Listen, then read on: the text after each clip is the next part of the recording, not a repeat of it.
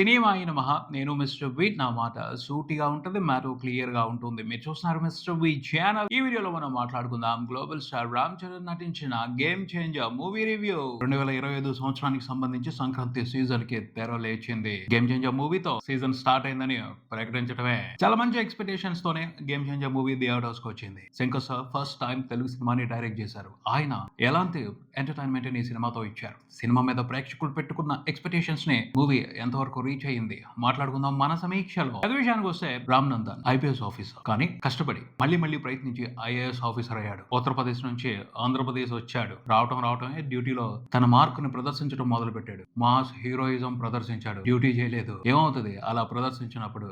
ఖచ్చితంగా రౌడీలు, పొలిటీషియన్స్ అందరూ బిత్తరపోతారు కదా. అలాగే ఓ పొలిటీషియన్ కూడా రామ్ నందన్ దెబ్బకి బెదిరాడు అని అనకూడదు, అదిరాడు. అంటే అదరటం అంటే పౌరుషం ముంచుకొచ్చింది. అలా అవమానించాడు మరి రామ్ నందన్ ఆ పొలిటీషియన్ ని. చిన్న చితక పొలిటీషియన్ కాదు, ఏ కార్పొరేటర్నో, ప్రెసిడెంట్నో, ఎంపీపీనో బెదిరించలా, అదే అదలాయించలా. గట్టిగా వార్నింగ్ ఇచ్చింది ఎవరికో తెలుసా?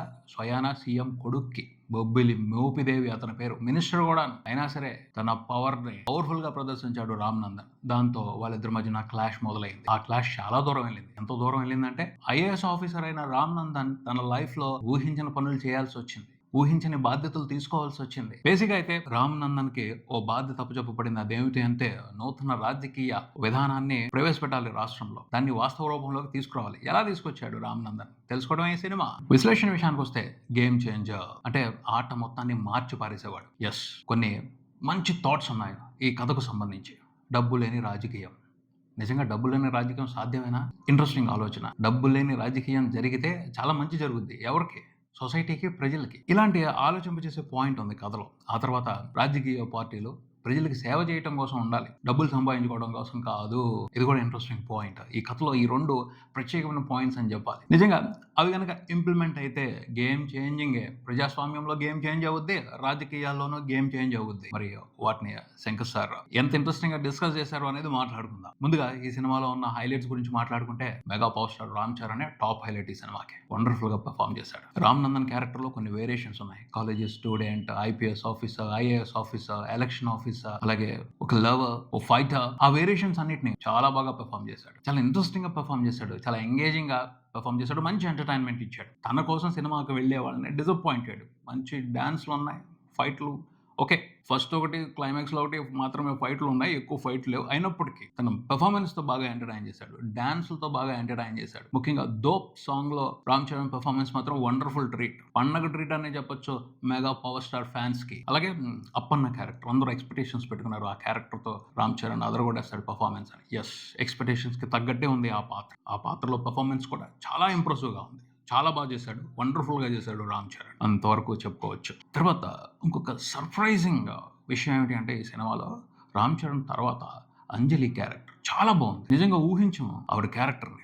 తను కూడా చాలా వండర్ఫుల్ గా పర్ఫామ్ చేసింది. Flash back loan and present time లో కూడా ఆ క్యారెక్టర్ ఉంటుంది. తన పర్ఫార్మెన్స్ మాత్రం చాలా స్పెషల్ గా ఉంది, చాలా బాగుంది. తర్వాత శ్రీకాంత్ గారు కూడా సర్ప్రైజ్ చేశారని చెప్పాలి. ఆయనది ఒక మంచి క్యారెక్టర్. ఆయన కూడా తన పాత్ర పరిధి మీద బాగా యాక్ట్ చేశారు. నెక్స్ట్ ఎస్జే సూర్య. చెప్పేదేముంది, ఈ మధ్యన ఆయన ఏ క్యారెక్టర్ అయినా తీసుకుంటే కొంచెం అగ్రెసివ్ గా ఉండే, సైకోలాగా బిహేవ్ చేసే క్యారెక్టర్ పోషిస్తున్నాడు అంటే టాప్ లేపేస్తున్నాడు ఎంటర్టైన్మెంట్. ఈ సినిమాలో కూడా ఆ మాదిరి క్యారెక్టర్ తీసుకున్నారు. రెచ్చిపోయి పెర్ఫామ్ చేశారు అంతే. మంచి సిచ్యువేషన్స్ క్రియేట్ చేసి పెట్టారు శంకర్ సార్. ప్రతి సిచ్యువేషన్ లోనూ విపరీతంగా యాక్ట్ చేశారు. అగ్రెసివ్ గా యాక్ట్ చేశారు. చాలా సందర్భాల్లో కోపం వస్తుంది కూడా. రే నిన్ను కొట్టేస్తాం మోపిదేవి అని మనకు కూడా వెళ్ళాలనిపిస్తుంది. అంత క్రూరమైన విలన్ అనమాట. కాకపోతే ఓకే, తన పర్ఫార్మెన్స్ తో ఇంట్రెస్టింగ్ గానే హీరోకి ఛాలెంజెస్ ఇచ్చాడు. హీరోతో దెబ్బలు తిన్నాడు. బాగుంటుంది. ముఖ్యంగా first face to face scene ఉంటుంది ఎస్జే సూర్యకి రామ్ చరణ్ క్యారెక్టర్ కి మధ్య కలెక్టర్ ఆఫీస్ లో. సూపర్ ఉంటుంది. శంకర్ సార్ వండర్ఫుల్ తీశారు. ఆయన మార్క్ కనిపించింది ఆ సీన్ లో. చాలా బాగుంటుంది. అది చాలా ఇంట్రెస్టింగ్ గా ఉంటుంది. బాగా ఎంజాయ్ చేస్తాం. అక్కడి నుంచి మొదలవుద్ది వాళ్ళిద్దరి మధ్య క్లాష్. రామ్ నందన్ మీద పగ తీర్చుకోవడం కోసం తెగ ఆరాట పడిపోతా ఉంటాడు ఎస్జే సూర్య పోషించిన మోపిదేవి క్యారెక్టర్. బాగుంటుంది వాళ్ళిద్దరి మధ్యన క్లాష్. అలా కొన్ని సీన్స్ ఉన్నాయి, కొన్ని సిచ్యువేషన్స్ ఉన్నాయి వాళ్ళిద్దరి మధ్యన. అవి మాస్ ఆడియన్స్ ఎంజాయ్ చేసేలాగా ఉంటాయి. తమన్ ఈ సినిమాకి వండర్ఫుల్ హైలైట్ అని చెప్తాను నేనైతే. ఏం చేశాడు అబ్బా అసలు. బీజిఎంతో చంపేశాడు అంతే. ప్రతి ఒక్క క్యారెక్టర్ కి ఓ స్పెషల్ మ్యూజిక్ కొట్టాడు. ఎస్జే సూర్య క్యారెక్టర్ కూడా ఓ స్పెషల్ బీజిఎం ఇచ్చాడు. అది చాలా బాగుంది, చాలా ఇంట్రెస్టింగ్ గా ఉంది. అలాగే రామ్ చరణ్ క్యారెక్టర్ కి సంబంధించి కొన్ని థీమ్ సాంగ్స్ ఉన్నాయి. ఈ గేమ్ చేంజర్ అని ఒక థీమ్ మ్యూజిక్ తో బ్యాక్గ్రౌండ్ స్కోర్ వచ్చింది కదా, అది సినిమాలో వస్తున్నప్పుడు భలే ఇంట్రెస్టింగ్‌గా అనిపించింది. 'దోప్' సాంగ్ బావుంది. 'కొండదేవరా' సాంగ్ గూడా బావుంది. కాకపోతే చాలా తక్కువ టైం వినపడుతది పాట సినిమాలో. బీజీఎము, పాటలతో మాత్రం తమన్ గురుదక్షిణ ఇచ్చాడు. శంకర్ గారికి గురుదక్షిణ ఇచ్చాడని చెప్పొచ్చు. అంత బాగా చేశాడు. చాలా కమిట్మెంట్‌తో, చాలా డెడికేటెడ్‌గా పనిచేశాడు. ఎక్కువగా శంకర్ సార్, రెహమాన్ సార్‌తో పనిచేస్తారు. సో, ఆ లోటు రాకూడదు. నేను గూడా రెహమాన్ గారిని మరిపించాలన్న ఉద్దేశాన్ని మనసులో పెట్టుకుని పనిచేశాడు. తమన్ అది అర్థమైంది. చాలా బాగా చేశాడు. తన వర్క్‌కి మాత్రం పేరు పెట్టడానికి లేదు. ఎక్సలెంట్‌గా చేశాడు అంతే, అనుమానమే లేదు. ఇవన్నీ కూడా సినిమాలో పాజిటివ్ పాయింట్స్ అని చెప్పొచ్చు. నెగెటివ్ పాయింట్స్ విషయానికొస్తే చాలా బాధ అనిపించింది ఒక విషయం మాత్రం. ఎందుకంటే ఏదైతే ఎక్స్‌పెక్ట్ చేసామో శంకర్ సార్ నుంచి అది లేదు. బాధాకరమైన ఇంకో విషయం ఏమిటి అంటే శంకర్ సార్ మిస్ అయ్యారు. కనిపించలేదు. ఆయన కాదు. అది కొంచెం అడ్జస్ట్ చేసుకోవటానికి, డైజెస్ట్ చేసుకోవటానికి చాలా టైం పట్టుద్ది. ఆయన సినిమా అయితే కాదు. ఆయన్ని అనుకరిస్తూ ఎవరో ఒక చిన్న డైరెక్టర్ చేసినట్టు అనిపించింది. ఎలా అనుకరించారు అంటే పూర్తిగా శంకర్ సార్ రిఫరెన్స్ అన్నా తీసుకోలేదు. చాలా మంది తెలుగు మాస్ కమర్షియల్ డైరెక్టర్ల రిఫరెన్స్‌లు తీసుకున్నారు. శంకర్ సార్‌ని కొద్దిగా గుర్తుకు తెచ్చుకుంటూ ఒక తెలుగు మాస్ సినిమా తీయాలన్న రొటీన్ డైరెక్టర్ మాత్రమే కనిపించాడు.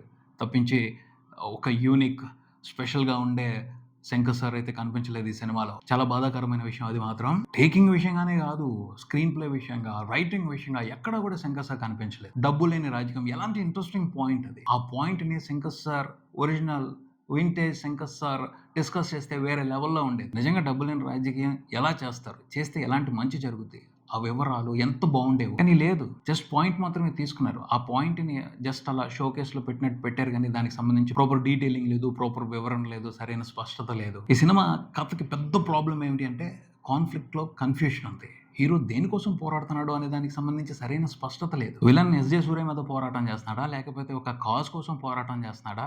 డబ్బు లేని రాజకీయాల్ని చూపించాలి అని పోరాటం చేస్తున్నాడా? క్లారిటీ లేదు. మొత్తం క్లమ్జీ అయిపోయింది సెకండ్ హాఫ్ అంతా. ఒక యూనిక్ పాయింట్ తీసుకొని దానికి సినిమాటిక్ అడ్వాంటేజెస్ తీసుకుంటే, కమర్షియల్ ఎలిమెంట్స్ జోడిస్తే ఎక్స్‌పీరియన్స్ అదిరిపోద్ది. అదే చేసేవాళ్ళు అంతకు ముందుల శంకర్ సార్. ఈ సినిమాలో చాలా రెగ్యులర్ పాయింట్ తీసుకొని దానికి సినిమాటిక్ ఎలిమెంట్స్ అన్ని యాడ్ చేసుకుంటూ వెళ్లారు. చాలా రెగ్యులర్‌గా మోసాగా అనిపించింది ఆ స్క్రీన్ ప్లే మొత్తం కూడాను. ఎక్సైట్‌మెంటే లేదు అసల. సెకండ్ హాఫ్‌లో ఎక్సైట్ చేసే సిట్యుయేషన్సే లేవు. ఎందుకని? చాలా రెగ్యులర్ పాయింట్‌ని కన్‌ఫ్యూజింగ్‌గా డిస్కస్ చేస్తున్నప్పుడు ఎలా వస్తది ఎక్సైట్‌మెంట్? శంకర్ సార్ నుంచి అస్సలు ఇది ఎక్స్‌పెక్ట్ చేయలేదు. కథకు సంబంధించి ఆయన క్లారిటీగా ఉంటారు అని అనుకోవడం జరిగింది. స్పష్టత లేకుండా ఈ సినిమాని తీశారు. ఈ సినిమా కథ రాశారు. ఈ సినిమా స్క్రీన్ ప్లేని ప్రిపేర్ చేసుకున్నారు ఆయన. నిజంగా బాధ అనిపించింది. ఒరిజినల్ శంకర్ సార్ కాదు ఈ సినిమాని డైరెక్ట్ చేసింది. ఒక తెలుగు సినిమా డైరెక్ట్ చేయడానికి అవకాశం వచ్చింది. తెలుగు సినిమా డైరెక్టర్‌లనే ఫాలో అవుదాం అని కొన్ని తెలుగు మాస్ సినిమాలను పెట్టుకుని వాటిని బాగా చూసి వంట పట్టించుకొని సినిమా తీసినట్టుంది. తప్పించి అరే ఒక యూనిక్ పాయింట్‌తో వింటేజ్ శంకర్ ఇంప్రెషన్ ఇద్దాం. వింటేజ్ శంకర్ ఎక్స్‌పీరియన్స్ మంచి మాస్ కమర్షియల్ మెసేజ్ ఉన్న ఎక్స్‌పీరియన్స్ ఆడియన్స్‌కి ఇద్దాం. తెలుగు ప్రేక్షకులకి ఒక ప్రత్యేకమైన అనుభూతి ఇద్దాం. ఒక ప్రత్యేకమైన ల్యాండ్‌మార్క్ సినిమా చేసి పెడదాం అన్న ఆలోచన అయితే ఎక్కడా కనిపించలా. ఒక అవకాశం వచ్చింది. డైరెక్ట్ చేశాను.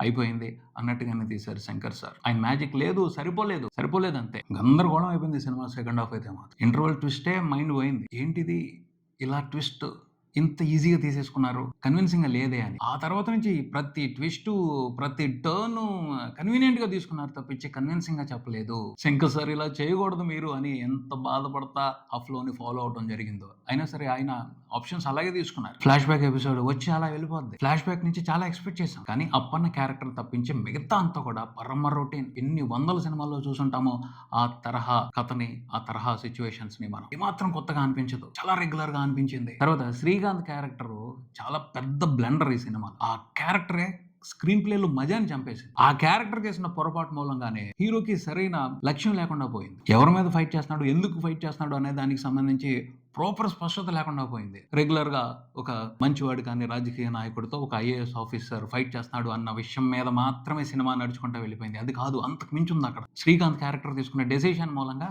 కంప్లీట్ స్క్రీన్ ప్లే చాలా వరకు స్పాయిల్ అయిపోయిందని చెప్తాను. అంటే కొన్ని డీటెయిల్స్ రివీల్ చేయకూడదు కాబట్టి ఆగుతున్నాను. మంచి సందర్భం వచ్చినప్పుడు ఖచ్చితంగా శ్రీకాంత్ క్యారెక్టర్ చేసిన తప్పేంటో దాని మూలంగా స్క్రీన్ ప్లేలో ఎలా స్పాయిల్ అయిందో మాట్లాడుకుందాం. క్లియర్‌గా మాట్లాడుకుందాం. ఇంటెన్సిటీ లేదు, సీరియస్‌నెస్ లేదు. సీరియస్‌నెస్ ఉంది. అది కనెక్ట్ అవ్వట్లా. అడ్జస్ట్ అవ్వలేకపోతున్నాం. ఏం జరుగుతుందో స్క్రీన్ మీద అలా ఉంది. అలా రాశారు స్క్రీన్ ప్లే. ఇంప్రెసివ్‌గా లేదు. డిసప్పాయింట్ చేశారు శంకర్ సార్. ఇది కాదు అసలు ఎక్స్‌పెక్ట్ చేసింది. రామ్ చరణ్‌తో వేరే లెవెల్ ఎంటర్‌టైన్‌మెంట్‌ని ఎక్స్‌పెక్ట్ చేశాం. ఒకే ఒక్కడు తరహా సినిమాని ఎక్స్‌పెక్ట్ చేశాం. లేదా జెంటిల్‌మెన్ తరహా సినిమాని ఎక్స్‌పెక్ట్ చేశాం. ఏమీ లేవు. ఒక మామూలు తెలుగు కమర్షియల్ సినిమాని తీశారు. అది కూడా top class Telugu commercial director తీసినట్టు తీలా. ప్లాన్ చేసి పక్కగా హిట్ తీసే డైరెక్టర్ మాదిరి తీలా. అవకాశం చిక్కినప్పుడు స్టార్ హీరోతో ఏ డైరెక్టర్ అయినా ఒక కమర్షియల్ సినిమాని ట్రై చేస్తాడు. అతనికి పెద్ద ఎక్స్పీరియన్స్ లేకపోయినా ట్రై చేస్తాడు. అలా ఉంది డైరెక్షన్. అంతే తప్పించి ఒక ఎక్స్పర్ట్, ఇండియా గర్వించదగ్గ దర్శకుడు ఈ సినిమాని డైరెక్ట్ చేశాడు అన్నట్టయితే లేదు. చాలా రెగ్యులర్ గా ఉంది సినిమా. రామ్ చరణ్ కోసం మాత్రమే చూడగలుగుతారు. అంతకు మించి వేరే ఏ విషయం కూడా ఈ సినిమాకి సంబంధించి ఎక్సైట్మెంట్ ఇవ్వదు, ఎంటర్టైన్ చేయదు. That's it. రామ్ చరణ్ కోసం పండుగ టైంలో ఒక్కసారి ఈ సినిమాని చూడాలనుకుంటే చూడొచ్చు. ఇది ఇక్కడికి. మరో వీడియోతో మళ్ళీ కలుద్దాం. ఈ వీడియో మీకు నచ్చితే లైక్ చేయండి, మీ ఫ్రెండ్స్తో షేర్ చేసుకోండి, మీ అభిప్రాయాన్ని కామెంట్ చేయండి, ఈ ఛానల్ని సబ్స్క్రైబ్ చేయండి. నేను mister V. Keep watching mister V channel. Thank you.